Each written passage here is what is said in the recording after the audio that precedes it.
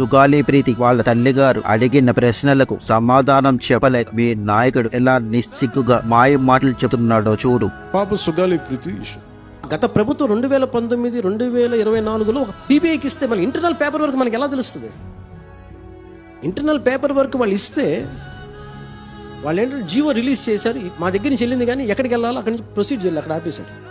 మా పవనాల్ సార్కి ఇలాంటి మాయ మాటలు చెప్పడం వెన్నతో పెట్టిన విద్యరా. పాపం ఆ పాప చనిపోయింది 2017వ సంవత్సరంలో. అప్పుడే సాక్ష్యాలను తారుమారు చేసేశారు. అప్పుడు కనీసం మీ నాయకుడు నోరు కూడా మెదపలేదు. అంటే ఇప్పుడు మా పవనాల్ సార్ పొత్తు పెట్టుకున్న బాబోరి ప్రభుత్వంలోనే ఈ సంఘటన జరిగిందా? మరి జగన్ గారిని ఎందుకురా ప్రశ్నిస్తాడు? బాబోరిని కదా ప్రశ్నించాల్సింది. ఓహో, మేము 15 సంవత్సరాలు జెండా మోయాలి కదా.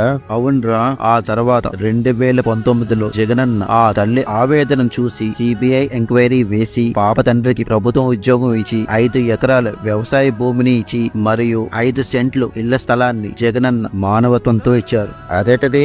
అదంతా మా పవనాల్ సార్ వల్లనే వచ్చిందని ఆయన డొపాయినే కొట్టుకుంటున్నాడు కదరా. అంతేగాని మళ్ళీ సిబిఐతో ఎంక్వైరీ చేయించి మీకు న్యాయం చేశానని మాత్రం చెప్పడం లేదు. గత ఎన్నికల సమయంలో సుగాలి ప్రీతి విషయంలో మీకు న్యాయం చేస్తానని నమ్మించి మోసం చేసి ఇప్పుడు ఆ తల్లి ఆవేదనను గొంతమ్మ కోరికలంటూ ఎలా చులకనగా మాట్లాడుతున్నారో చూడు.